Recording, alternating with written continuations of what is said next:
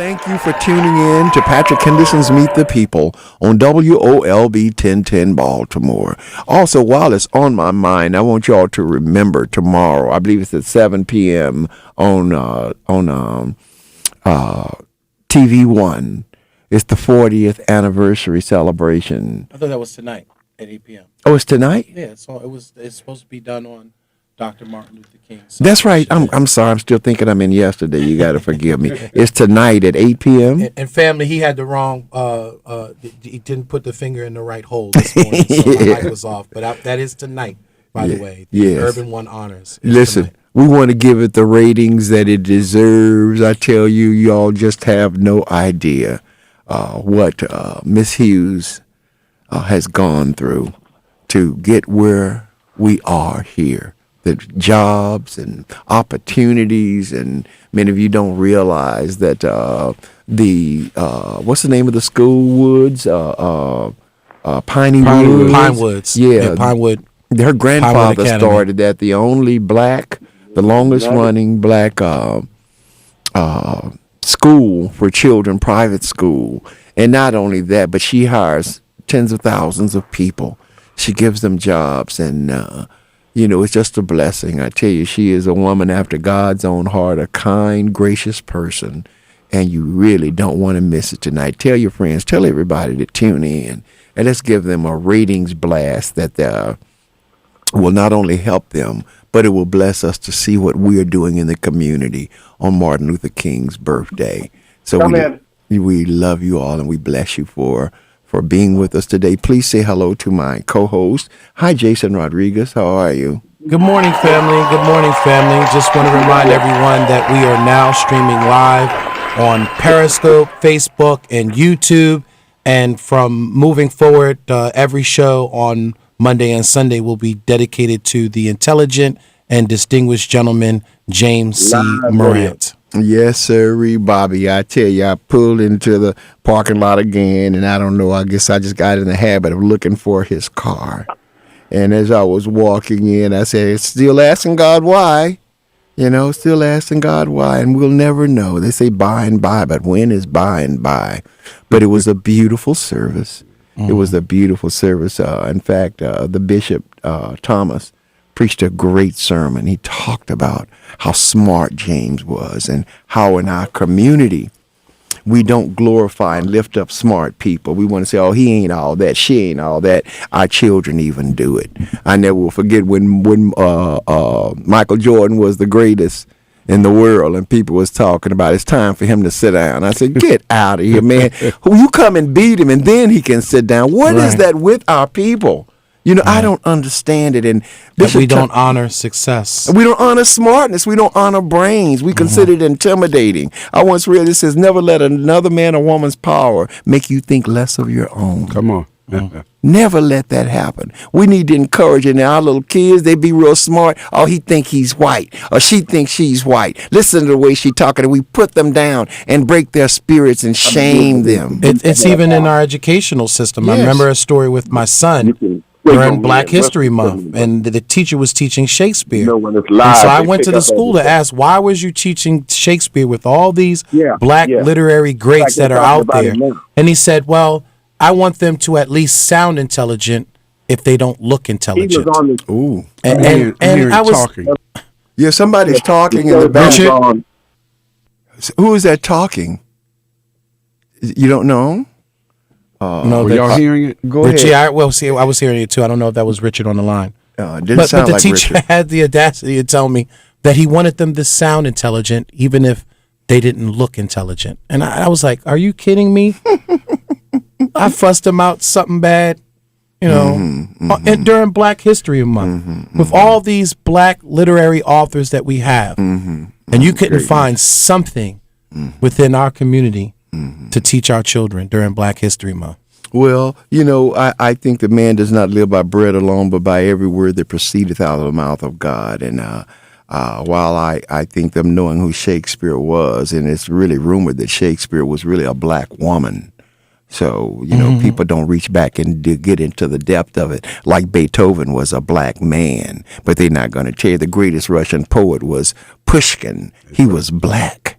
And we don't know that, so we just look at what they tell us, and we go from that. So I hear you, Jason, but I tell you what, man, knowledge is just such a wonderful thing. Please also welcome, man, what do I say about this young man? And he is young. He probably doesn't think that way, but he acts that way. Please say hello to Marvin Doc Cheatham, our co-anchor. How are you, Doc? I'm great. God bless you all, and blessed this day, Martin Luther King. I've had the pleasure of being president of 18 different organizations, but I think the one that began to turn me in the corner of really helping people was when I was asked to become the president of the SCLC here in Baltimore. I didn't know you were president of that too. I didn't know that. I did. NAACP. I did 3 civil rights groups. I Wow. did SCLC. Then I got recruited by the NAACP. At one point, I was president of both. No. And then when I left the NAACP, I got recruited thanks to Larry Young, and I became president of NAN. So I've done 3 civil rights organizations.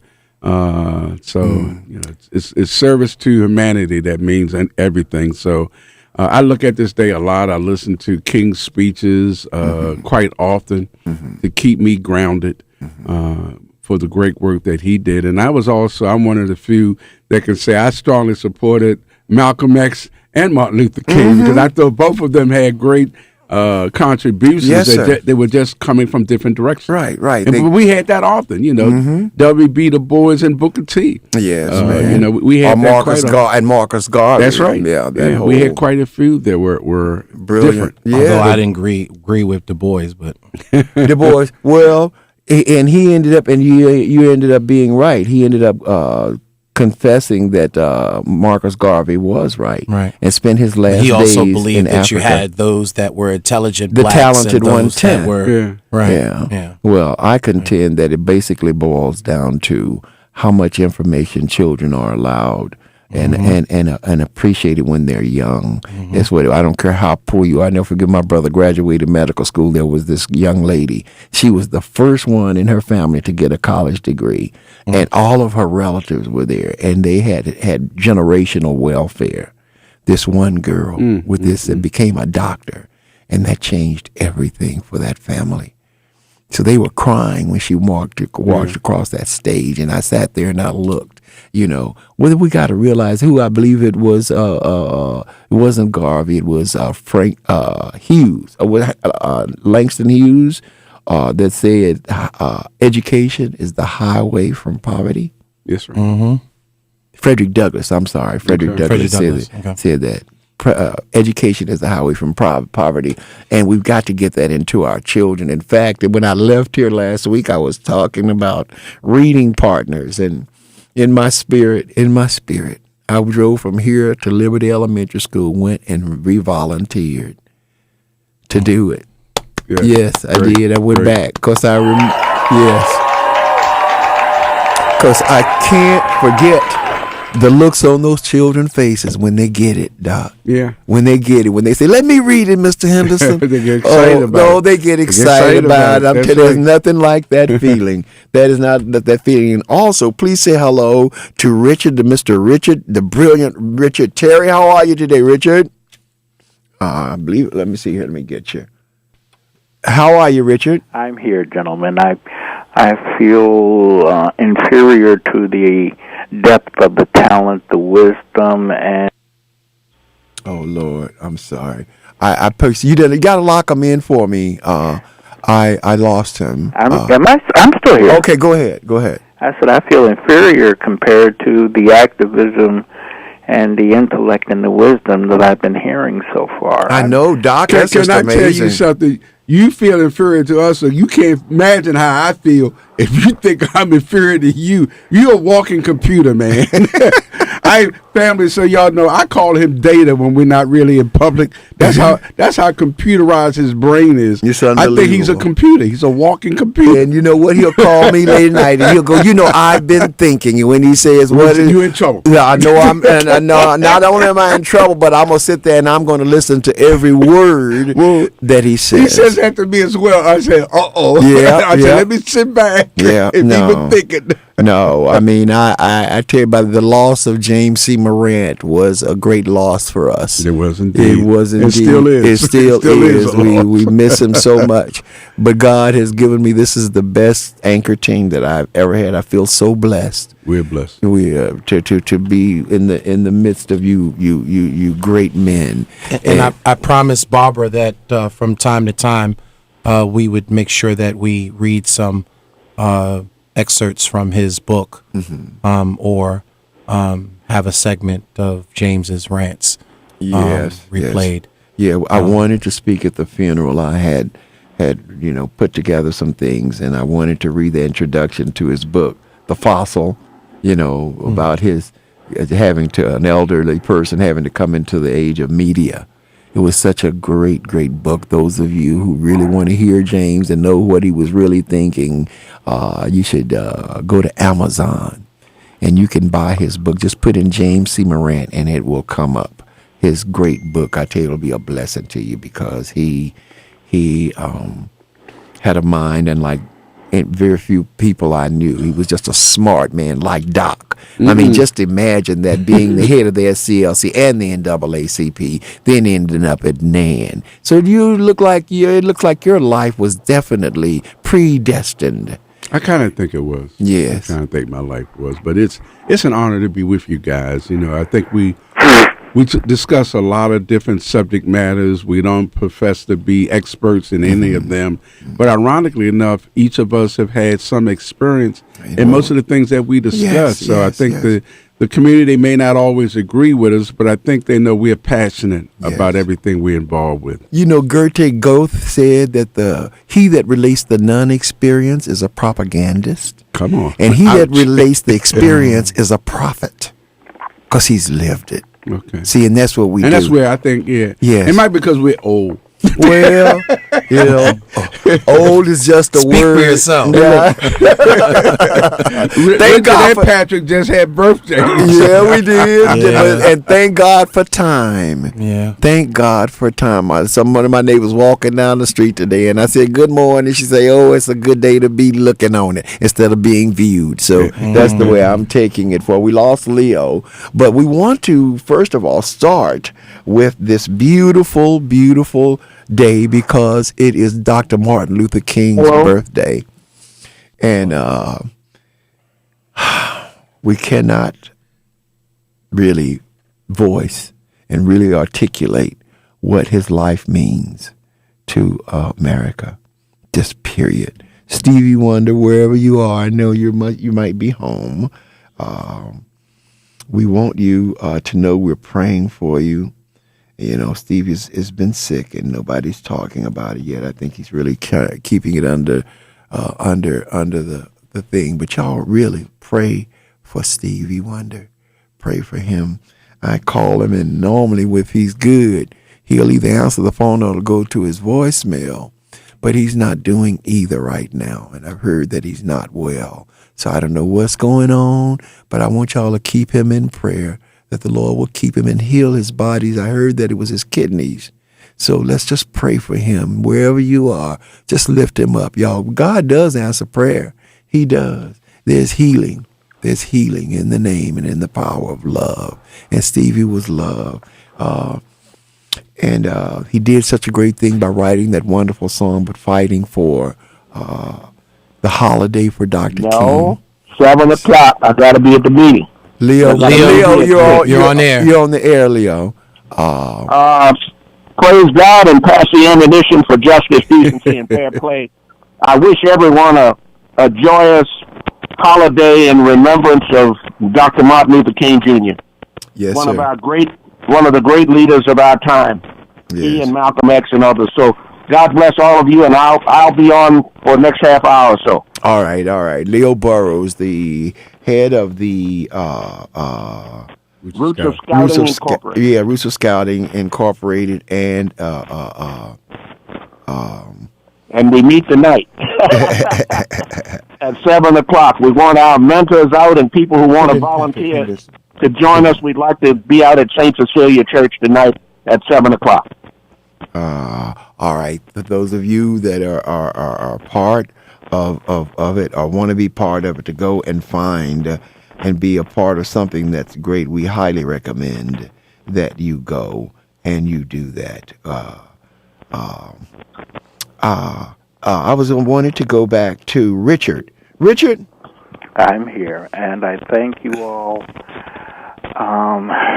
There are very few things that I talk about.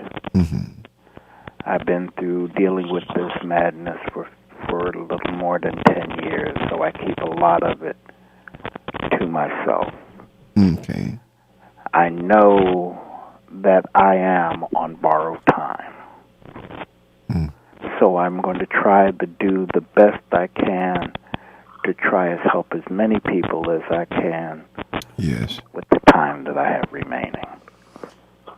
Well, we bless God for the time that you have, and we ask Him to give you more time, and we ask Him to heal your body right now in the name of Jesus. Lord, touch him. Lord, encourage his mind, encourage his spirit, oh God. Lord, touch his kidneys right now, God. You know the need, oh Lord. Oh, we bless you, and we thank you for this great man, this great mind, oh Lord. Keep him in the name of Jesus, we pray. Amen. Amen. Amen. Go ahead, Richard. Richard? Yeah. Okay, go ahead. I'm sorry. I just felt led to pray for you, you right there. You had a rant yesterday, or had a rant that you wanted to bring to the table. Well, there's been so much going on. Mm-hmm.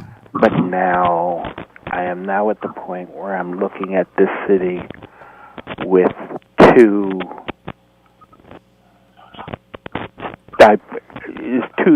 it's now divided into the predators and the prey. Yes, sir. It's been that way for a long time. Leeches, I call them. Go ahead.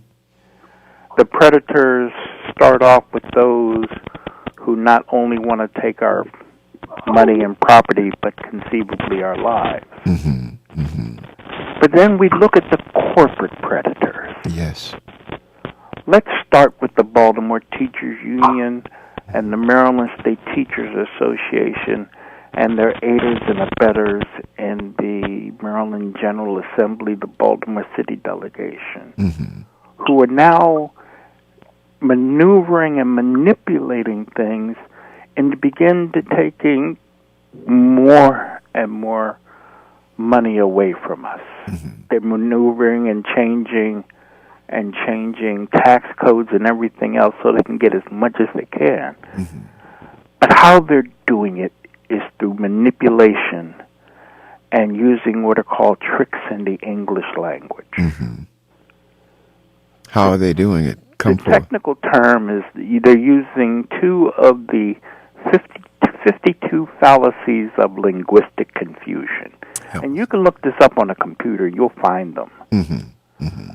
There's two of them that they are now using. The main one is an appeal to pity. If you hear the arguments constantly, well, it's about the children. If you don't like what we're doing, you don't like children. It's a way to make you feel guilty. And if you feel guilty, then you give in and do what they want you to do. And the other one is called an appeal to threat. They're saying, look, if we don't get this money, we are not going to be able to do X, Y, and Z. Again, the arguments are wrong. They're fallacious. Let's look at history. Before Kerwin, there was Thornton. What was the argument that came out of Thornton? If you give us 1 point whatever billions of dollars, the whole school system will be all right, and our children will be educated. Well, I look at the early days of Thornton, and especially with those children who graduate from the school system and attempt to go to higher education, and they have to find out that they have to take remedial courses. And I'm laying odds that over the years, that number has increased. It's always been ridiculous, especially at BCCC. Yes, I mean, and most of your community colleges have to deal with remedial, yeah. and that also leads to an issue in reference to the amount of financial aid that has to be utilized. Because instead of you taking prerequisite courses, you're now taking remedial courses and that you're those paying remedial with. courses do not count towards your graduation. They Right. don't, and They they don't. cost more, almost sometimes 2 or Correct. 3 times more than a regular Out of your financial your aid. financial aid. So, or for just for the course, which is prohibitive because you only got so much money. Thank God I kept a 3.9 GPA. So in my age, so I went to BCCC for 7, 8 years. You know, because I was just taking the courses I wanted to take. When I was a member of the faculty there, I began to really notice how many of those, and I was advising students, I said, my God, how many of these students am I seeing that have to take these remedial courses? And that's, and with those remedial courses, that's what almost got BCCC in trouble with the accrediting agency, because they were saying that students could graduate in 2 years, not with those remedial courses in play. Well, the largest portion of them was math, was algebra. And That was English the had a good one. Yeah, section. or English writing. composition. Was an That's issue. English Composition. English 101. 101. Yeah. So now that's part A. Now there are reports out. I've heard about a number of them, so I guess they're online, that they look at charter schools and their achievements as opposed to public schools across the country. Baltimore, the charter schools that are in Baltimore are outpacing tremendously the Baltimore City public schools. Where did you read that? I have never read that. Well, I would like a citation on that. I'll find it for you, but Yeah. I've heard about it. Yeah. Well, There is I've heard about these reports, and they've been coming out for a while now. I haven't seen them, and I've been looking for them. But, I'm all for public schools. I really believe that we must get the public school system right. And Richard and I have had this argument, and he feels as though the children that can should be allowed to go to the other schools to do better, because I agree with him that our public schools are nothing but daycare centers. Well, not that they're daycare centers, Patrick. What it is that the charter schools do not have to fall in with the orthodoxy that is dictated by the teachers union to the Baltimore City public schools, because the public schools are a monopoly. Well, orthodoxy and pedagogy, teaching and what they're teaching is it not the same? If the public schools wanted to, they could duplicate what the charter schools are doing. Yeah. And the problem is that the public educational system doesn't want to teach things that are enlightening the students. Like, for instance, a lot of the charter schools have an emphasis in Black history and Black accomplishments. Really? So with those that are probably pro Afrocentric. But see, the thing of it is that Common Core offers great opportunities there for our children to learn. But the problem is that once the child learns to critically think and he goes home that his parents think that he's saying getting smart or arrogant, then they say, who you think you're talking to? So whatever they did at school and learned how to use their critical mind, it gets crushed when they get home. At home. It doesn't get reinforced. And I talked to Dr. Santelises about this in a school board meeting, and she said, absolutely, sir, that is a major problem. We can't get out of this curse. Yeah, I call it a curse, the curse of being enslaved. And we think that we're doing things progressive for our children, being overprotective. Like when I was working at Liberty Elementary School, the ladies were nice. They meant all good. But if the boys were climbing a tree or climbing a fence, get down from there before you hurt yourself. And I'd go, leave them alone. They're boys. Let them climb this fence. Let them climb this tree. They're not going to get hurt. No kid ever got hurt the 3 years I was there. Okay, but we got to rethink this, how we raising our children. And when I say kindergarten, when I say daycare, I'm telling you that's what it is. You fuss out your children before they leave home. Sometimes you even spank them before they go to school, so they're angry when they get to school. So who they going to take it out on, Jason? Patrick? Yes? I just wanted to say to all of you, there is a prevailing attitude among the professional teachers, administrators, they feel that they are the only authority with respect to the raising or rearing of our children, and we've got to dispel that notion. I don't care what kind of degree you have, master's degree, PhD, whatever it is. The education is a fusion of experience, heritage, and culture, along with that which is STEM and all of the academics that are required to advance. And so if you think that you operate in a silo in which the only people who can tell you how to educate your children are professionals whom you've never met before, that's a mistake. Well, but I hear you, but the problem is that parents won't get involved. They won't come to PTA meetings. They don't. I don't care what you offer them. You can feed them, and sometimes they might show up. I think in Cherry Hill, they were trying a program where they were giving gift cards and incentivizing parents attending the PTAs. I'm not sure how successful that was. Well, there's a group called Child First where the parents must attend one meeting a month. Okay, they must come to that meeting. Go ahead. Who is that, Doc? Who is that talking? There is a family and community engagement policy which is touted by the Baltimore City Public School Board of Commissioners, the school administration, which they do not enforce. They, again, attempt to indoctrinate parents with a belief that parents don't know as much as educators. Oh, I don't believe, man. Come on, man. You know, I think that's a farce. I think that's misleading. I think people feel insecure. I was just reading about this last night, and I'm glad that we brought this up, where people don't go to PTA meetings because they don't feel like they're as educated. Some of the parents can't read. That don't mean nothing. You got to realize by your child being in that school, that's how the school gets their money. So it no matter how educated you are, you got a concern about your child. You have a right to speak up and don't give a flying fahoonie about what people think about you. And if anything, this is an opportunity to bring the parents in and in some cases help them. Right. You know, as far as their miseducation or undereducation, you know.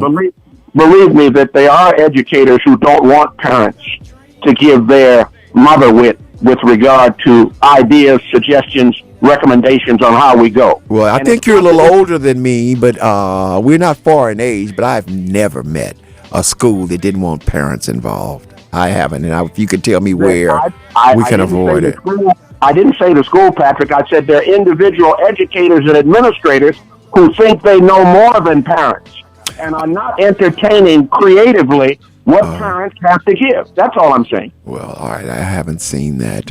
You're listening to Patrick Henderson's Meet the People on WOLB 1010 Baltimore. Don't touch that dial. Struggle is my address with pain and crack lips. Gunshots coming from sounds of blackness. Given this game with no time to practice. Born on a blacklist. Told I'm below average. A life with no cabbage. That's no money. WOLB Baltimore and WERQ FM HD3 Baltimore. The views and opinions of the guest and host you hear on 1010 WOLB are not necessarily those of the staff and management of Radio 1, its sponsors, or advertisers.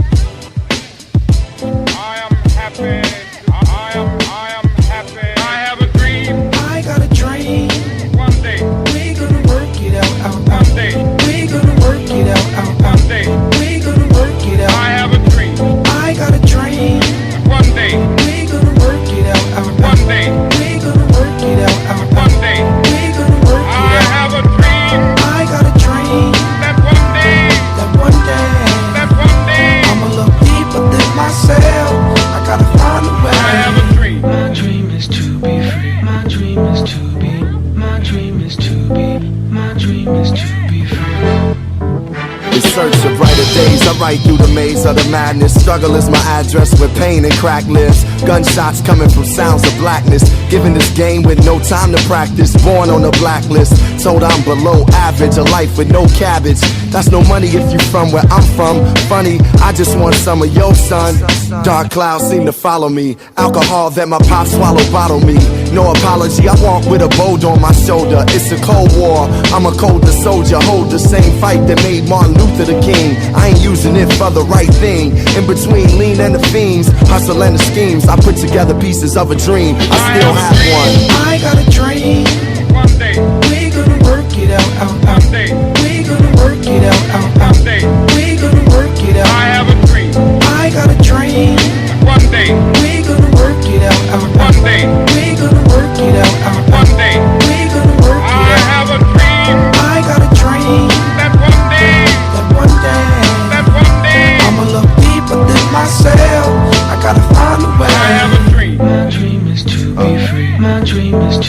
have a dream. We have a dream. Yes, we do. Welcome back to Patrick Henderson's Meet the People. We're going to go to Brother Steve on line one. Steve, you've been holding. God bless you. Thank you for calling. You have a question or comment, sir? Steve? Steve, are you there? Oh, can't turn off. Oh, I'm sorry. There you are. Go right ahead. Sorry about that. Yeah, I'm a patient man. Yes, you are. We appreciate your patience. Hello to Doc. Me and him have been friends for a long time. I used to play in the James Mosley Little League. Doc played with the Orioles. I played with the Tigers. Man, your memory is great. How you doing, Doc? I'm doing great, and I know we played you, so I know if I was pitching, you lost. Yeah, you were playing for Doc. But anyway, to Stevie Wonder, Yeah.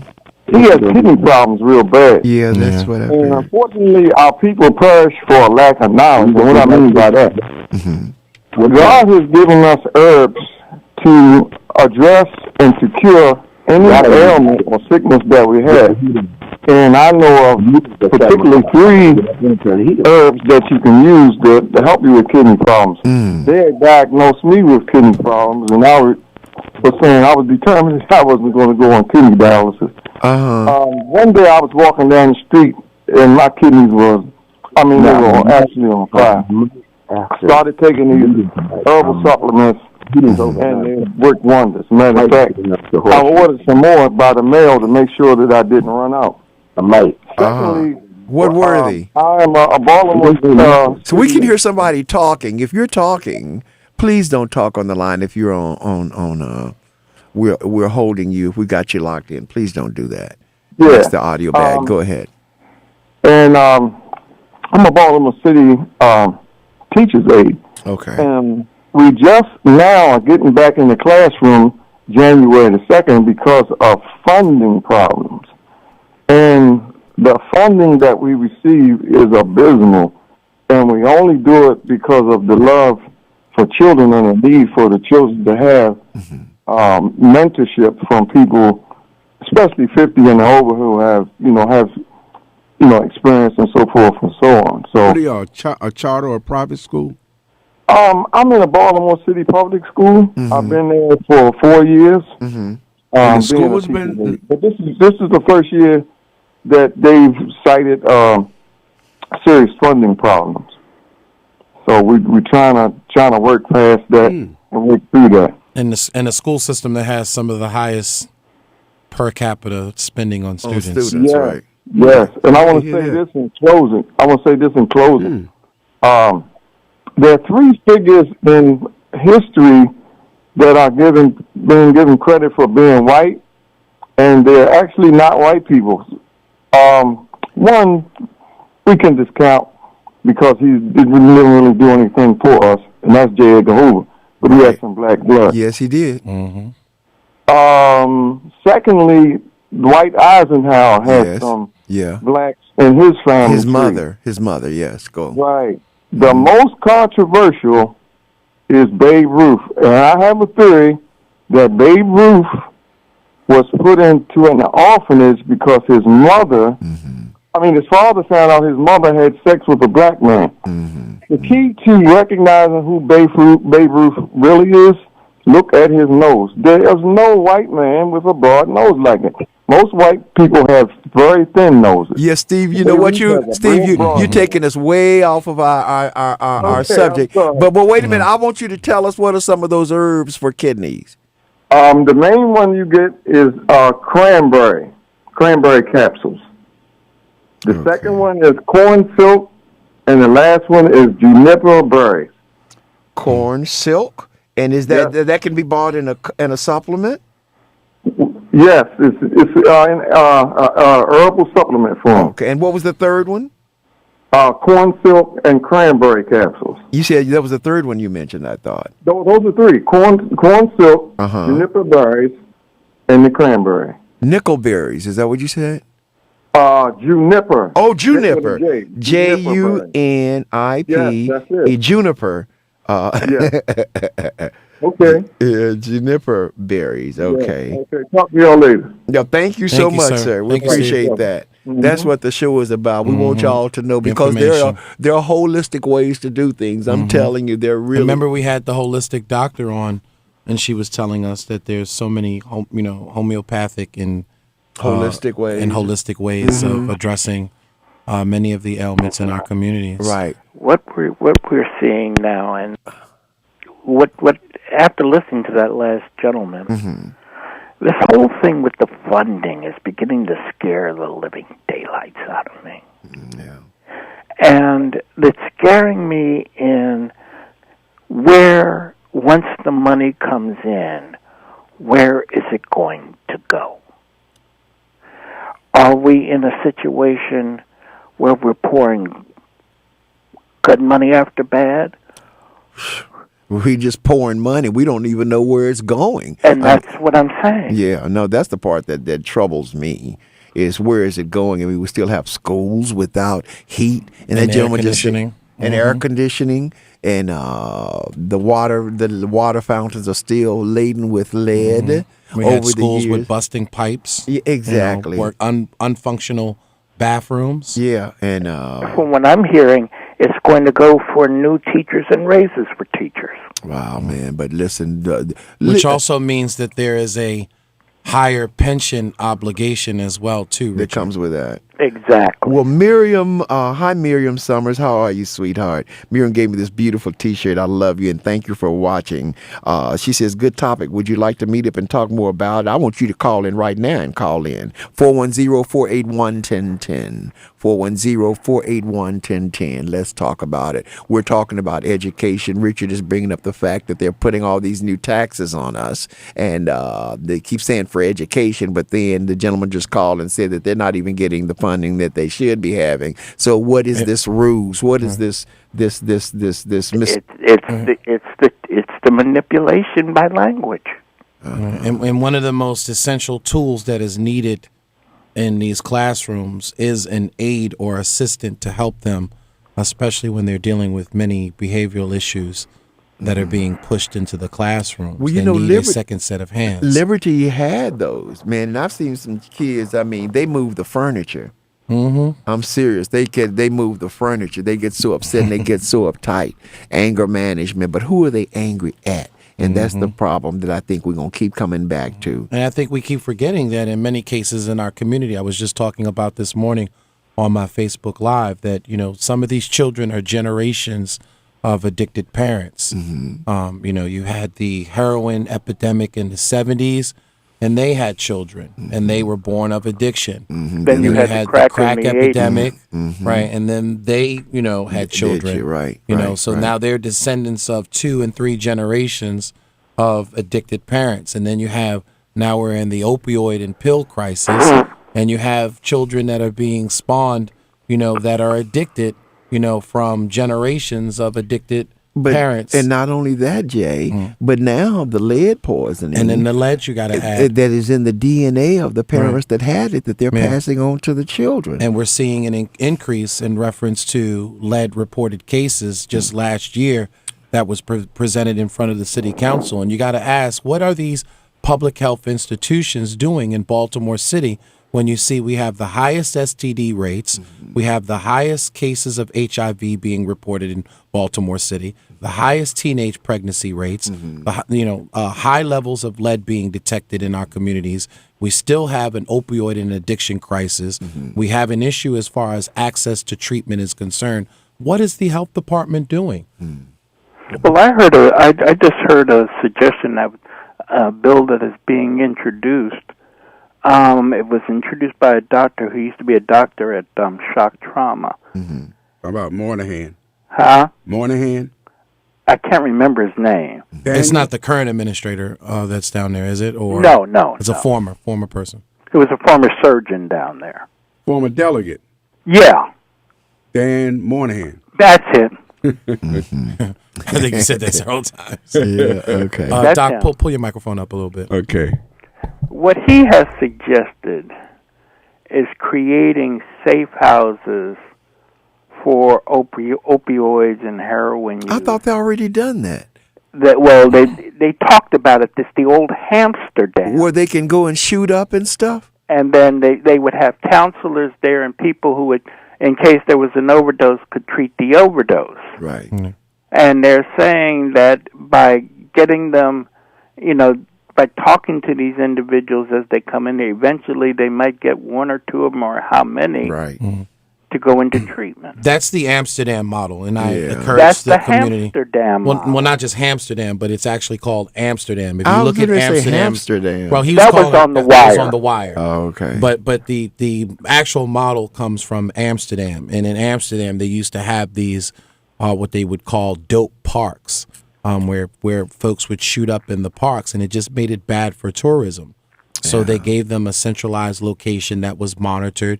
They have to receive a certain amount of counseling, and in even some cases, it's employer approved and health insurance approved as a means of treatment of addiction.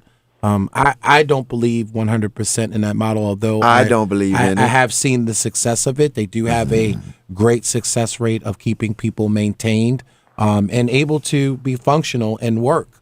But that means that they are a functional addict, and I have an issue with people being functional addicts. I think one of the models that works very well, that we hear Brother Israel Kason, that we hear Brother Mark Cannon, and them tout all the time, is complete weaning off of the drugs. No maintenance program, that once you get totally clean off of these substances, that you have a better chance of success. I'm gonna tell you what, and I go love both of those brothers, and they're right. But the greatest one that worked, was up in Michigan, where they took those people and kept them in an environment of love and care.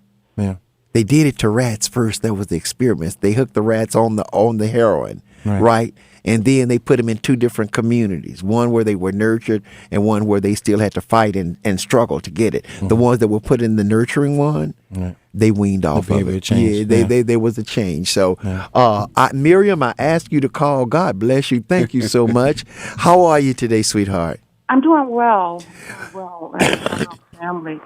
Just verbally wanted to extend condolences to you on the loss of your co-host, Mr. Moran. Thank you. Thank you.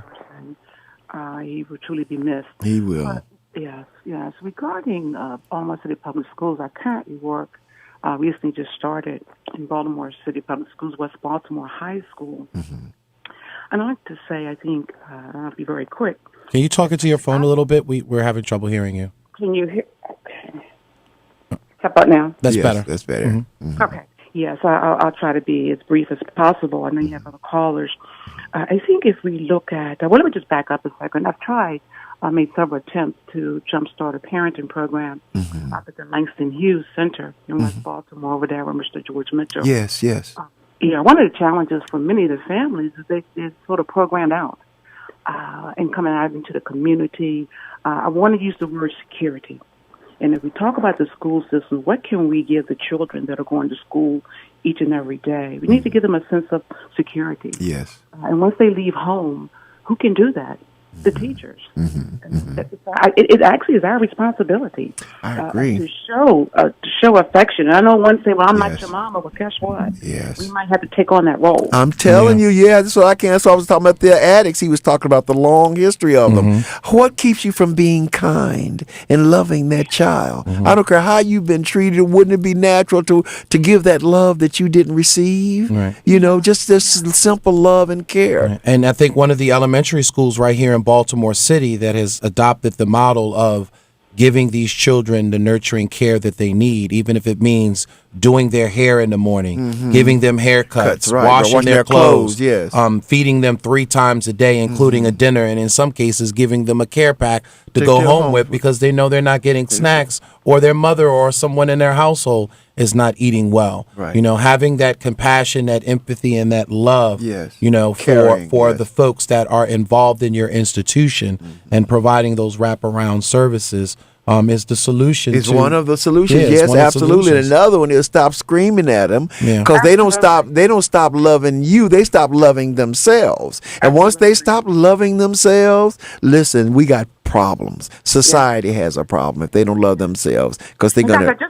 I just want to list a couple of things that I try to do each and every day. Okay. And that is to show affection towards them. Yes. Show them appreciation. Yes. Treat them with respect. Yes. Acknowledge their feelings. Yes. set consistent boundaries. Yeah, and listen to Give them your full attention when you are with them, when you are talking with them. Yes. And most importantly, be approachable. Yes. Remind them that you love them unconditionally. Yes. It's so important. I just wanted to share that with you. Miriam, bless you, bless you, bless you. You know, it's that I'm not just talking about myself, but when I walk through the hallways at Liberty, the kids will run out of the classroom just to come get a hug.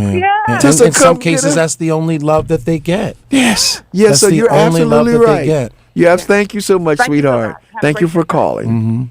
Brother Carlos, thank you for holding. Because the parents are so angry. And they've caught up in their lives. Right, caught up in their lives. Men and women in there, you know. And or in some cases, there is no men, and she's mad at that. Yeah, exactly. Mad at the baby's daddy. Right. Whom she didn't know before she slept with him. And you look just like the baby's daddy. And you act just like your daddy. You ain't going to be nothing. That's what we tell them. Like, we're prophesying on them, and they start believing it after a while because they don't know who their dad is. Hi, Brother Carlos. How are you today?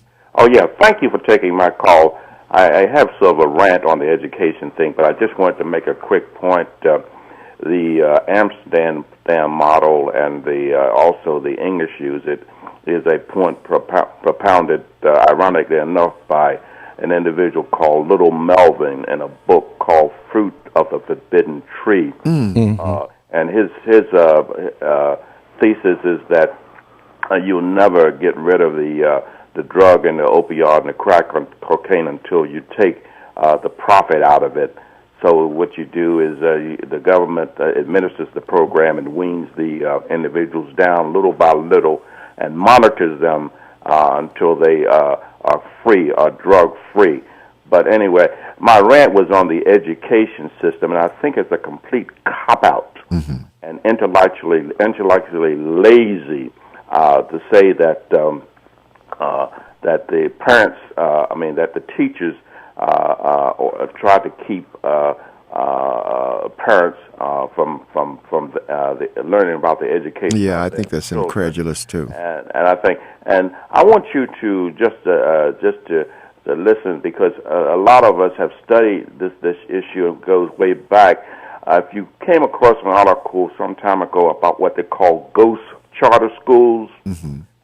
And this is where you have individuals who have set up these charter schools, and the charter schools are never open and never operate, yet millions and up to billions of dollars have been siphoned by these individuals and supported and abated by Betsy DeVos and the education system.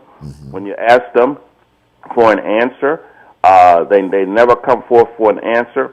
And really, when you put a program in like No Child Left Behind, which caters children to the strictly the rote testing program, and you don't devote time to making a real well-rounded education, art and education, yes, art and music, yes, and then you have to also touch on the component of dealing with children with disabilities and how they've been streamlined and mainlined, and how much money and assets have to be devoted. So I'm saying to you that I'm sure that Baltimore City ranks at the highest list of every category in terms of children with learning disabilities, poverty, and all kinds of things where they probably need more money, but it needs to be audited and there needs to be transparency brought to that product. Yes. I wanted to ask Richard right here. Richard, what about what he's saying? Is it the money coming in and they're incompetent people that don't know what they're doing, so the money is wasted? What are your thoughts, Richard? A lot of this, that is very, very true. And every time that I look at the governor, he's asked for an audit. Every time there's even talk of sending money in, and he wants to know exactly where the money is going, and it is fought by the Baltimore City delegation. It's fought? Fought? F-O-U-G-H-T? F-O-U-G-H-T. The Baltimore City delegation fights against it every single time. You telling me Cora McCrae does that? I want him to call. If y'all got Corey, if you're listening, and as I said, I was looking the other day at our listeners, I noticed you do listen to us. If you're listening today, Corey McRae, and if y'all know him, tell him he needs to call, because what Leo just made is an unbelievable accusation. Is that true? Is that true that they fight? You mean Richard? They fight against things like that all the time. That's the why, audits. That's why he wanted to put certain things in a lockbox in order to make sure that they get to where they need to go. Yeah, I remember that. I remember speaking to Senator Barbara Robinson last week, and some of the fight is not within the Baltimore delegation. We have to remember that there are other counties and jurisdictions within the state. I won't say that it's totally Baltimore City. Correct. And many times you have the mountain highs and the eastern shores that are fighting for their constituents. And these are students. non-black people? Of course. And unfortunately, they are trying to pull the resources away from Baltimore City. Well, the governor's been giving the money from the lottery. Well, let me, Pat, can I say one thing? Yes, sir. The Baltimore City school system has a spokesperson, who handles the media and all that stuff. Now, I am shocked. I am shocked to hell that that person has not been brought on the air to explain, as well as a superintendent, how these monies are spent, and to make their case for why they should either get more or not get more. And I think that is a tragedy, and is a disservice to the people and citizens of Baltimore, and to what the accountability that should be there. I agree with you, but when I go to the school board and I talk to Dr. Santelises, she contends that it's the principals. The principals of the school dictate. I ask why there is not a best practices like most good businesses do. What is this other school system doing? Why don't you bring this here? Like reading. What is the national model? My question, and I'll put it as bluntly as this: the school principals serve at the pleasure of the CEO of the Baltimore City Public Schools. Absolutely. If she tells them to do something, they do it, or they're gone. It's as simple as that. And that's another cop-out. That's another cop-out. So you're not getting that feedback from where it should come from. But again, like I say, I am not one to say that because Baltimore City gets a higher amount of, or gets one of the highest amount per student of funding, that it is not needed. But I want to see where that money goes, how it's spent. I want to see whether it's what the streamlining is for the disabilities and the no child left behind. I want all that stuff put out to the opening so that people can make a judgment. Thank you for taking my call. Thank you as usual. And if you don't believe that principals are a target, just look at Dr. Bunley and what happened at Walbrook Junction. That's all I can say. And they've been talking about this for years. I know, but does it boil down to incompetence of the people that are supposed to be spending the money and know how to spend the money? That's what it's the same thing in City Hall, isn't it? Incompetence, I'll leave that up to your imagination. Well, yeah. But the city will tell you it's not their fault because the school system is a state agency. That's just passing the buck. Exactly. This is how everything goes when you're talking with politicians. They look for somebody else to blame. It's not me. I didn't do it. Right. Well, we had talked about, and we talked about several times, and we did. In fact, Doc did. It gave a report card on their representative, and he failed that report card, and so they did not vote for him, and he did not win that election. That's the kind of power that we have. Oh, but where is he now? He got appointed by the fake mayor. And now he's running for what? President of the city council. City council, and this man shouldn't be in public office at all. Nick Mosby, he should not be there. He just shouldn't be there. And I'm one who y'all know tried to find solutions to problems. I think one solution is right amongst us, and that's amongst ourselves. We have to strongly encourage and better educate our parents how important it is that they take an active role in their parent-teacher organization or parent-teacher associations. That we need folks attending those meetings, questioning what's happening. That's not going to be the total solution. No, but it's a but big at least chunk. it's where it begins. It's a and big in some chunk. cases, we need the parents to get some help themselves. Right. But parents, we're sending kids to school late every day. I know where I am. I'm seeing dozens upon dozens of kids late every day. We got to do and better going to as school parents. smelling like weed and.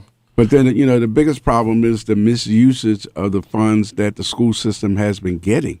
So there are responsibilities on every level. And, I'm from the community level, so I got to figure out what are some of the solutions that we can put in place. And I'm just begging our parents, we need more of you to get involved. Yes, we do. Remember the story I told about a few minutes when we first started out about when my brother became a doctor and the girl that came from a family of generational welfare. That family will never be the same. See, the folks down in the South, they've needed a bunch of children because they felt like when they get old, that's what my mama said, you can always regret not having babies, children, Patrick, because somebody going to need to take care of you. And if they ain't doing nothing but working a minimum wage job, then you ain't got nothing coming. So you're going to suffer in your old age. Where if that child gets an education, they got a good income, that's going to improve the quality of your lives. And that's how the middle class, the black middle class in America was built at. You had a generation of parents that were laborers, that worked in the industries, that worked in manufacturing. Yes, that man. didn't want to see their children in that same path. Oh, they became school teachers. That's what got and worked in the post office. Yeah. That's what got us out. Yeah, civil service jobs, and then emphasize a focus on education for their because children. they wanted to better the their days children. that I always dreaded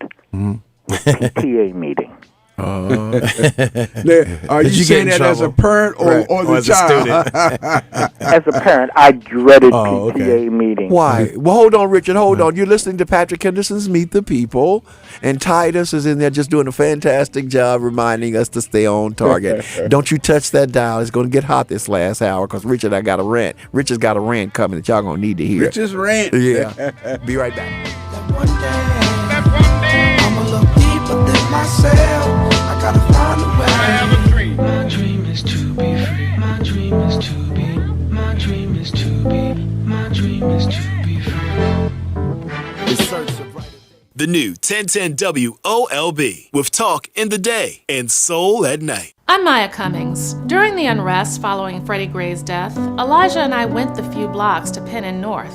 I'll never forget the young man who came up to Elijah and he said, "Every morning, I feel like I wake up in a coffin and I spend my day trying to claw my way out." We can't afford to lose an entire generation of black talent to police corruption, gun violence, or a lack of opportunity. I'm running for Congress and I approve this message because in Congress, I will fight for Baltimore's children. Paid for by Maya R. Cummings for Congress. Each and every Wednesday, tune into At the DJ Booth Radio Show, powered by At Wise Guys Entertainment, hosted by At DJ Knowledge and at On The Grind Duke. Plus, Baltimore's hottest, Bam Bam, is now on the show.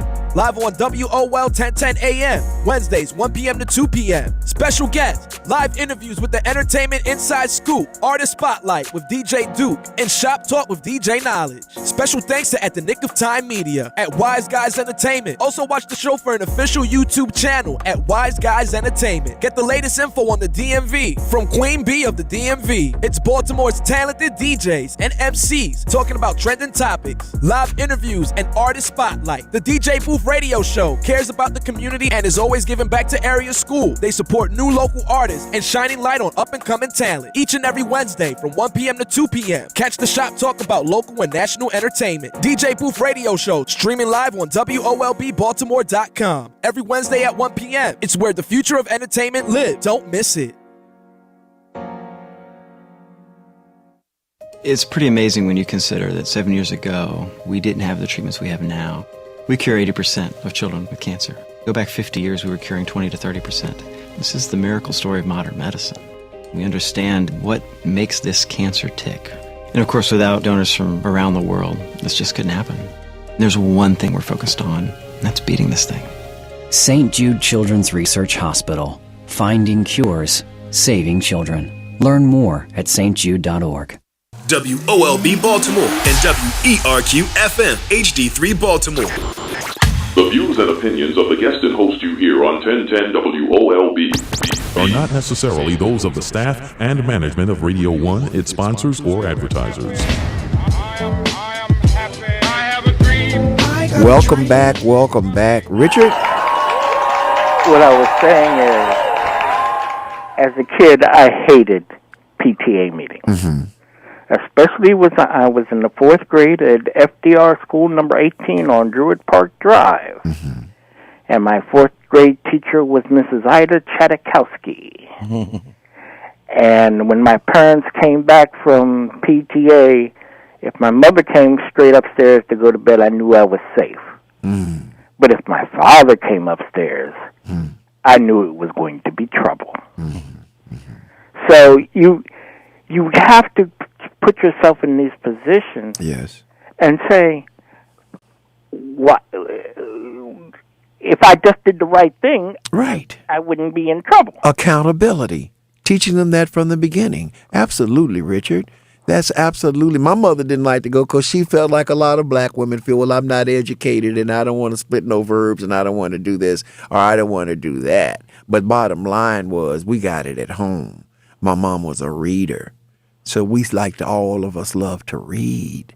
And because we love to read, that helped us through, except for me. Everybody could do math but me. My father couldn't understand. He said, Patrick, you a musician. Math is time. I said, yeah, but math is finite, and I'm creative. I don't 2 and 2 don't always have to equal 4 to me.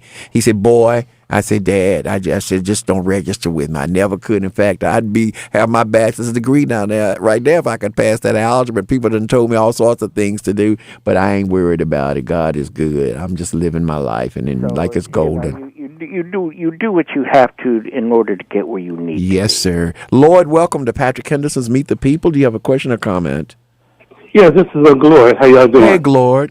Right. Yeah, nice show. I like the topic. Thank you. JJ stole my thunder because he was right on point.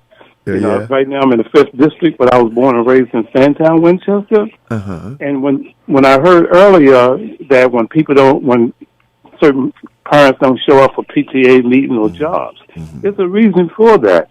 It's because that should tell you right there there's a big problem in the city. And when I was being grown up in the city, in that area, I could see it all. But luckily, I was blessed by moving out into another area. So I ended up growing up, starting business because I learned from my uncles and aunts that was doing wrong and everything. But our kids and a lot of people in those areas, they need some help. They need some help. Yes. I don't criticize none of them. Mentors, yes. Right, they definitely need that. And then, did I hear Doc Cheatham in the background? Yes, he's here. Hey, Glord, Happy New Year. Yeah, same to you, Doc. Same to you. I go down Pennsylvania North, Upton, Lexington Market all the time because I know a lot of people up and down the avenue. They know me. They know my aunts and uncles as well. So I go down there. I remember that what's that center right there, Cumberland Street, Pennsylvania, that rehab for drugs. One of 3 in our neighborhood.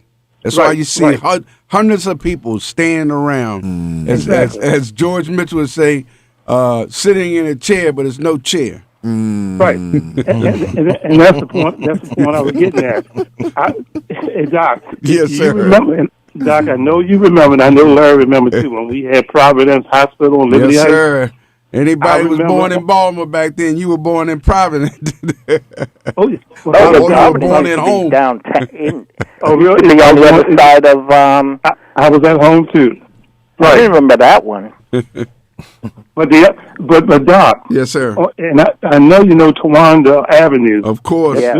Okay, that building right in the back. Because when I used to be in construction, I met a lot of therapists back here when they first started those clinics. Because they was going to do it on a bus first, and then they end up having a building. But my problem is, and I don't know why it hasn't been moved yet, and I guess you've been pushing it, they need to move that. Because, and I know people that go down there in and out, and when they go in and out of their building, when they come out on them corners, they still selling them drugs.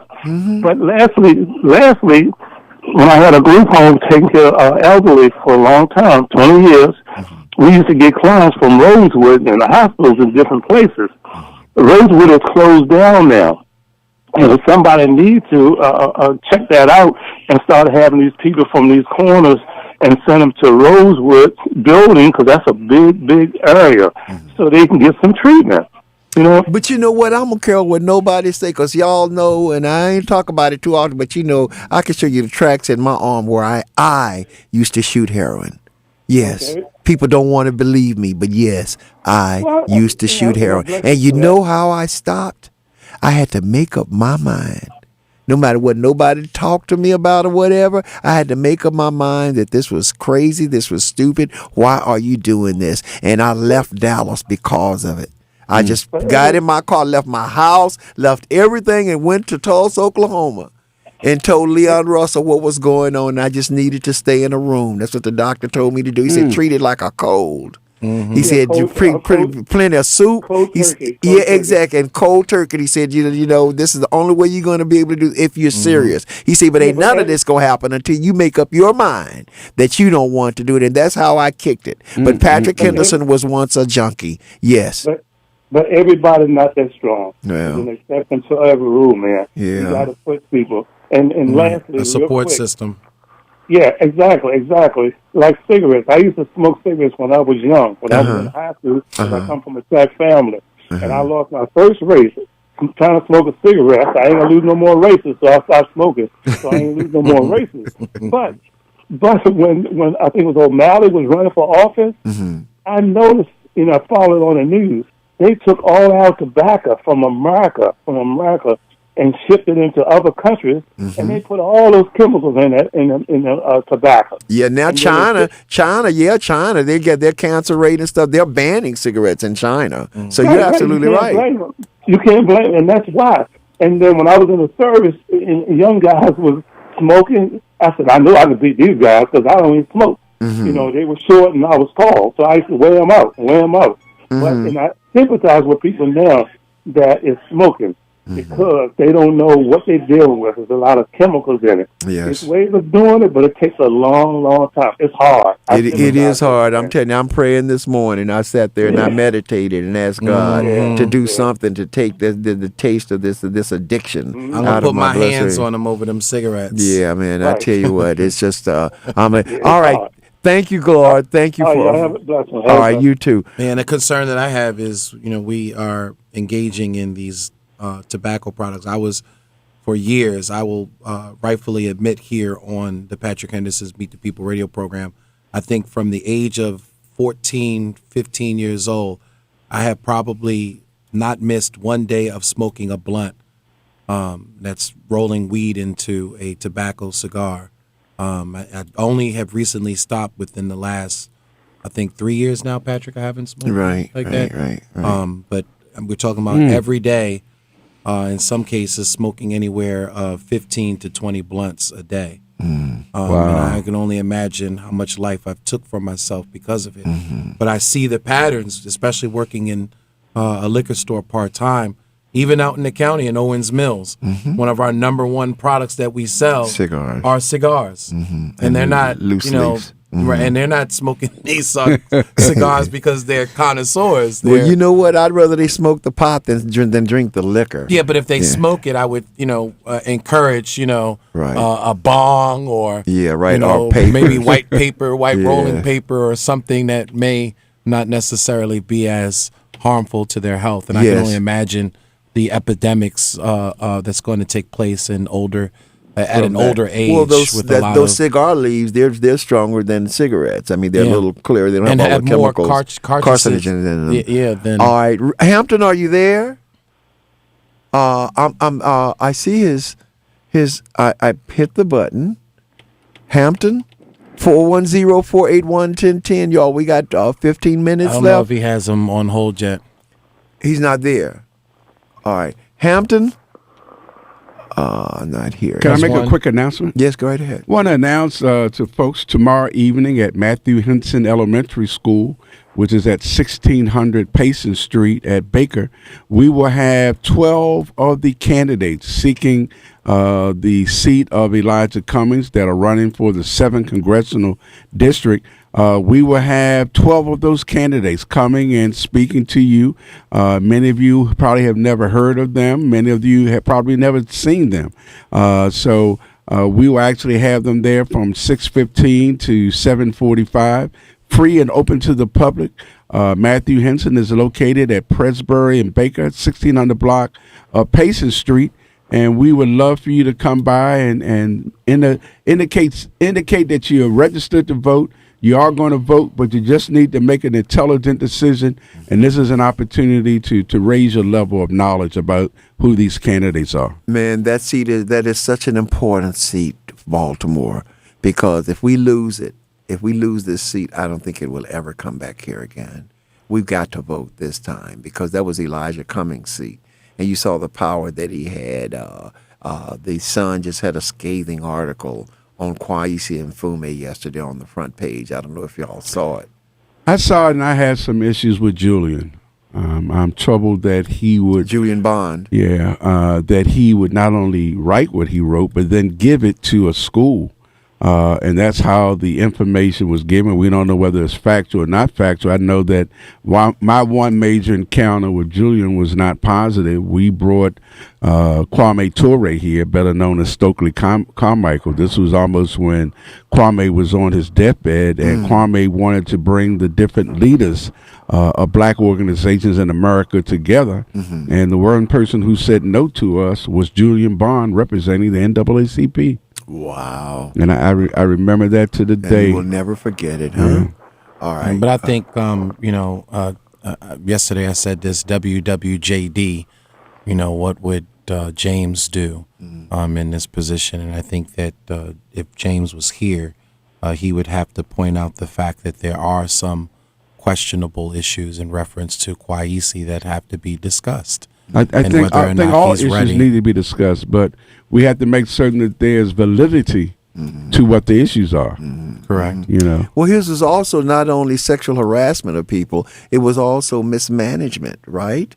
What do you call it? The membership went down. I remember the article. There was some other reasons that he said it wasn't just a sexual harassment, right? Yeah, there were other issues that were alleged, but I would say this. I was a local president. I was the president of the Baltimore branch at the time Kwesi was national, and I took great pride that the branch that I was president of was considered to be number one. So we didn't have any financial problems. We didn't have any membership problems. I can't speak for the other branches. Okay. But I know what my relationship was with him. And that's what you're testifying to. I'm testifying that I was number one in the country out of 1,700 branches. Wow. Hi, Robert. Are you there? Welcome to Patrick Henderson's Meet the People. Hey, how you doing? We're good. We're well. How are you, sir? Thank you for calling.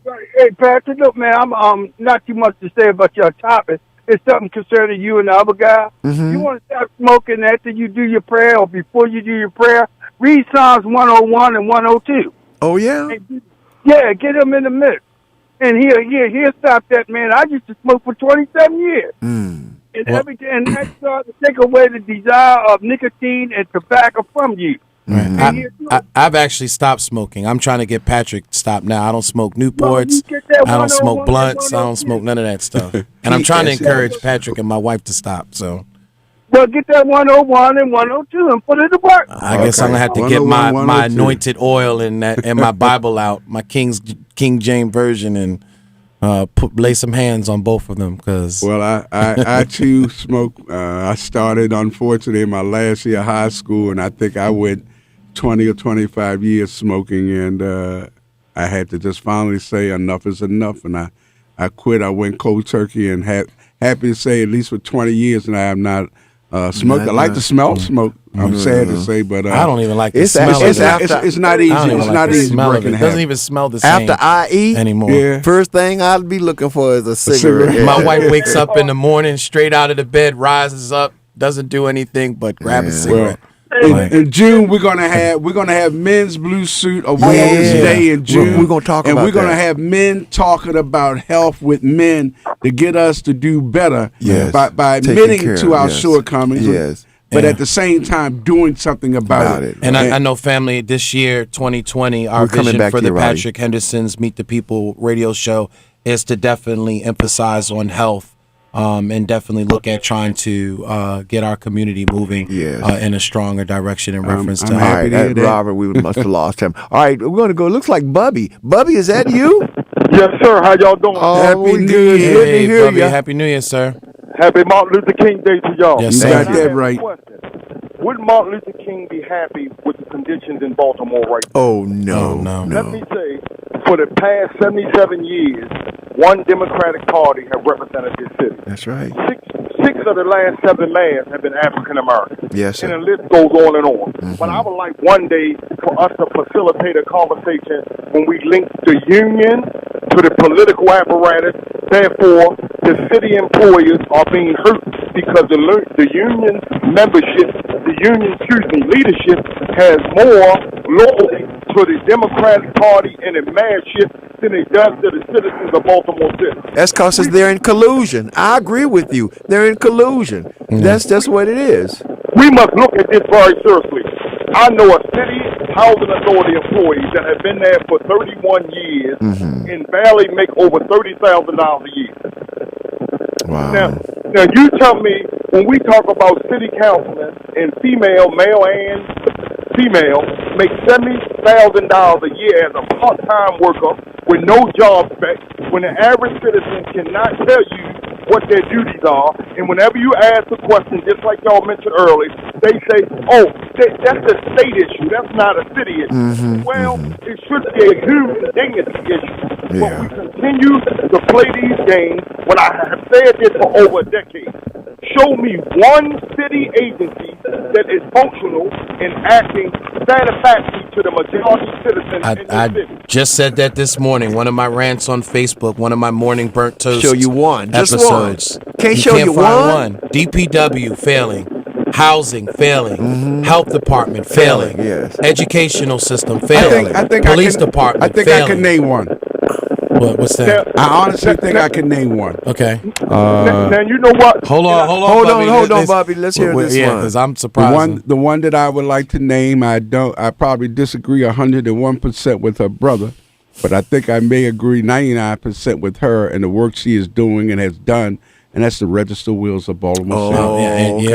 Okay. How about that, guys? Yeah. Well, you don't get no argument. Do you have any real complaints about what she's doing? Her outreach is tremendous. It is. The information she's bringing to us let us know folks don't die and not have a will. Yeah. That's the one city agency that I think is doing Yes. extremely well, and I don't mind saying Belinda Conway is it.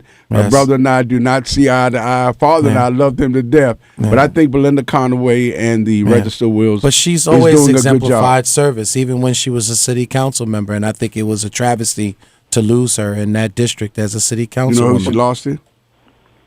Well, Nick Mosby.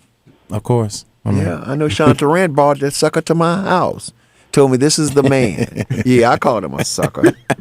Kid, Boy, this is a tough crew we got here. And if we wasn't on the radio, I have another name for him. We're going to go to Joseph on line 3. Joseph, welcome. Thank you for calling in to Patrick Henderson's Meet the People. Do you have a question or comment, sir? I have a comment. Come forth. I want to thank you, Patrick, for all you do and bringing your crew together. I listen to you quite often, but I can't get to you all the time. But we appreciate I just got one thing I want to be able to put on everybody who's, especially the gentlemen that you have there with you, but this is for the community. Okay.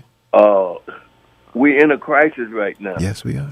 All of us need to get a copy of the Constitution of the United States and study that sucker so that we can make it our own. Yes.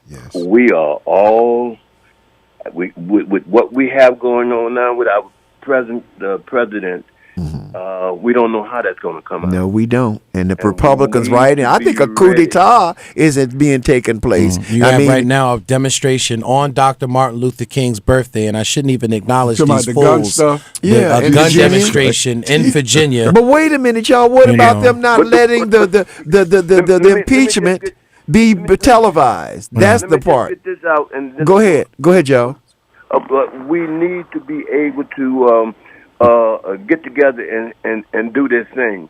And don't forget now, I don't care what field you're in or where you are presently, all that we have done and tried to do, whether it's Democrat or Republican. I don't look at them like that. I look at them as Europeans who got their foot on our neck. Come on. Got to get it off. Yes, sir. We got to do this we got to do this among us, and we got to start at the grassroots. Yes, sir. And now I Work tell you what, together everybody to make got to this go. happen. We got to vote like we did for Obama. We got to get rid of Trump. Keep in mind one thing that happened with the Constitution. Everything that we do and all the things that's in place right now is part of those amendments to that Constitution. I know, but they're not even paying attention to the Constitution. Because we're not putting their feet to the fire because we don't know the Constitution. How do we put their feet to the fire? By being able to study this and get on all these boards and committees that they're setting up so that we can have local control. Well, they ain't gonna let us on it. Can't we just call in and send emails? I mean, I used to believe that you got to put your hand in it just like you putting your hand in it right now on the radio. What you saying is coming out to me and everybody else, and I agree with you 100%. But I can't touch them all. Yeah, that's my thing. How do we touch them at all? Each of us in our own profession of choosing a hobby or whatever it happened to be has to be able to get into that little niche that you fit in, get that information, bring it back to the community. Yes, and see talk. how we can explore it and make it work for us. Yes, right sir. now, everything is working against us. Yes, it is. Thank you so We much. definitely have to have a conversation coming up before the presidential primary because, I mean, I don't see a good sea of candidates in the Democratic Party. Unfortunately, man, come I on. don't. Are you serious? I don't you like know what? Warren. I don't like Biden. But I can't stand Biden. Right. Please don't vote for Biden, Right. y'all. Biden is a redneck son of a sea cook. Okay, I and don't was like trying to- Elizabeth Warren. I Even don't the- like Bernie. The one person that Wall Buttigieg Street is the only one I have a little favorability The one to. person that Wall Street is scared of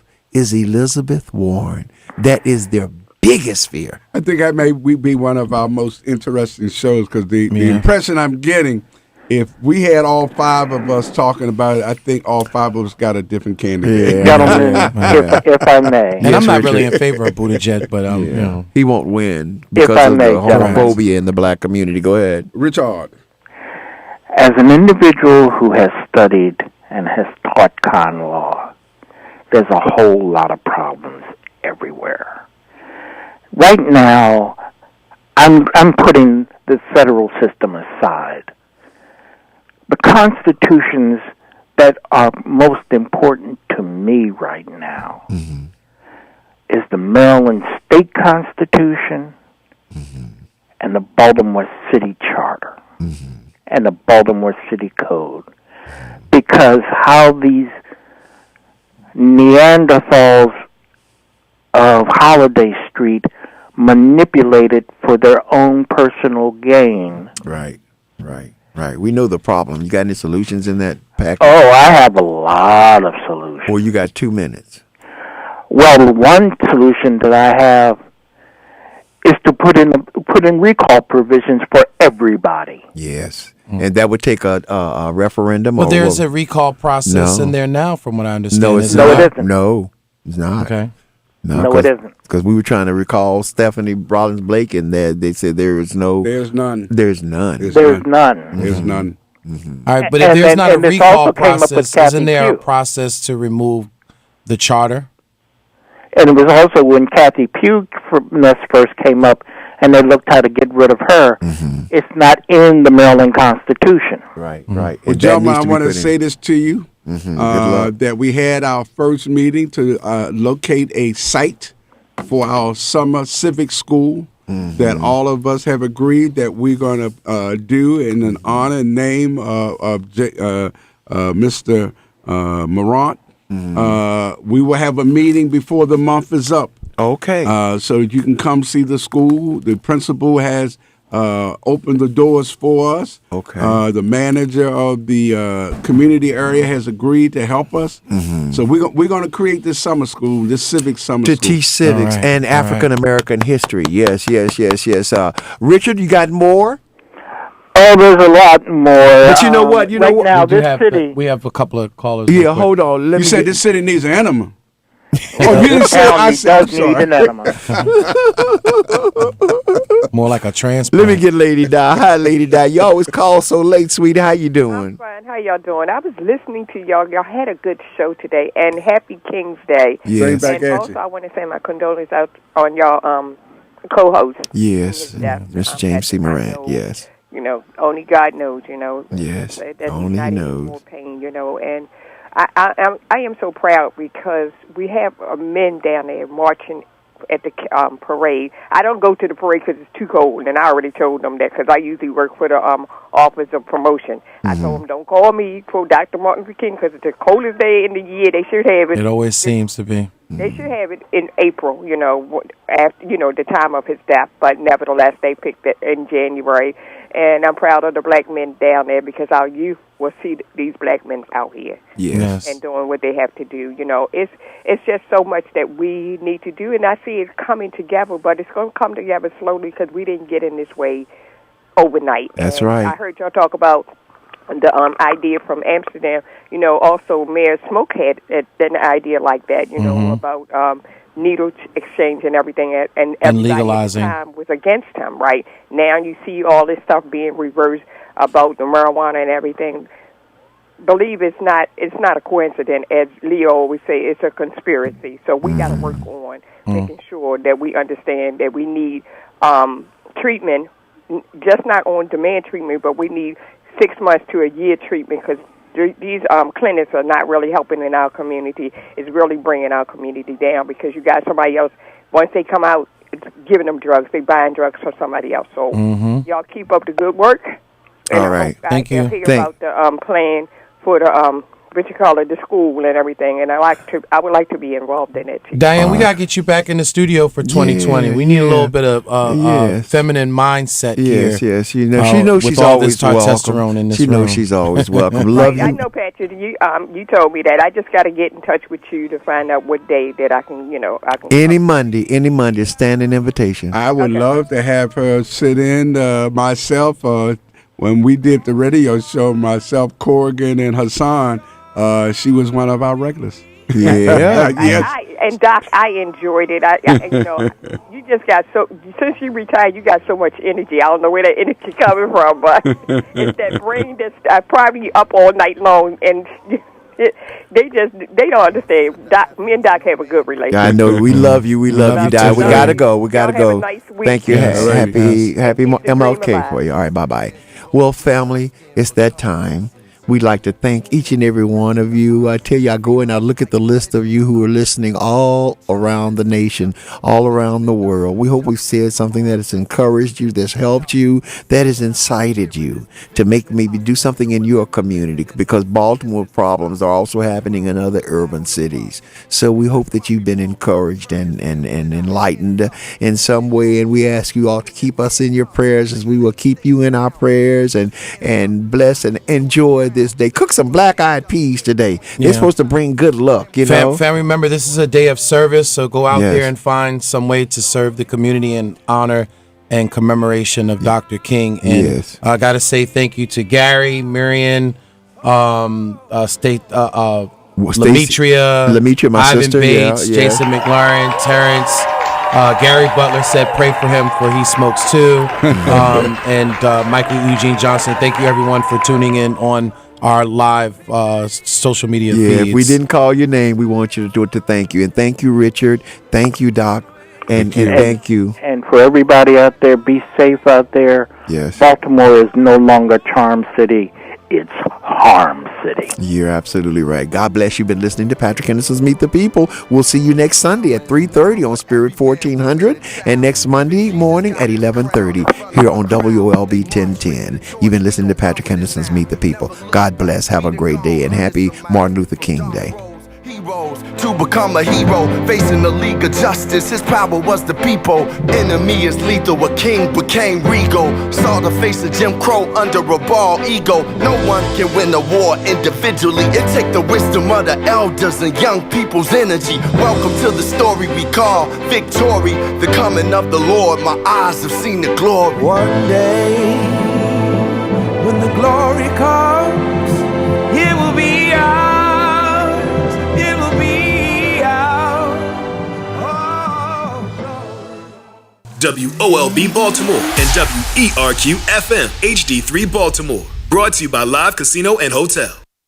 This is Larry Young, and so many people ask me why they should take the census. The better question is, why not? Once every 10 years, the census counts everyone in the U.S. Those numbers impact what your community receives and funding, like WIC, free and reduced lunch, dollars for schools, jobs, and more. Take it online, by phone, or mail. 10 questions, 10 minutes, 10 years. Go to census.maryland.gov. For more details, this message is provided by the Baltimore Metropolitan Council. Did you miss breakfast with the Larry Young Morning Show? We got you. Have lunch with Labor every Tuesday, 12 until 1 o'clock on WOLB 1010 AM. David and you and labor issues that matter. Lunch with Labor every Tuesday, 12 to 1 p.m. Labor issues that affect and matter to you. Tune in every Tuesday, 12 to 1 p.m. on WOLB. WOLB Baltimore and WERQ FM HD3 Baltimore. The views and opinions of the guest and host you hear on 1010 WOLB are not necessarily those of the staff and management of Radio 1, its sponsors, or advertisers. 797. We want to hear, what does Dr. King's dream mean to you? With so many issues still going on today, with the right to vote still on, with housing issues still on the rising, with healthcare issues still prevalent to most, especially women of color, we want to know, what does Dr. King's dream mean to you? Attorney Hardy, what do we have to look forward to today at the House of Justice? Well, we're going to have a very strong appearance. Of course, we're in the middle of the impeachment drama in Washington, D.C., and the United States Senate Minority Leader, Chuck Schumer, will be here today. Of course, you'll have the mayor of the city of New York. You'll have other dignitaries. And the former governor of the state of New York is here, Governor David Paterson, among so many others that will be here throughout the day. Some of the leaders of social justice groups will be here, like Donna Lieberman, who heads up the New York Civil Liberties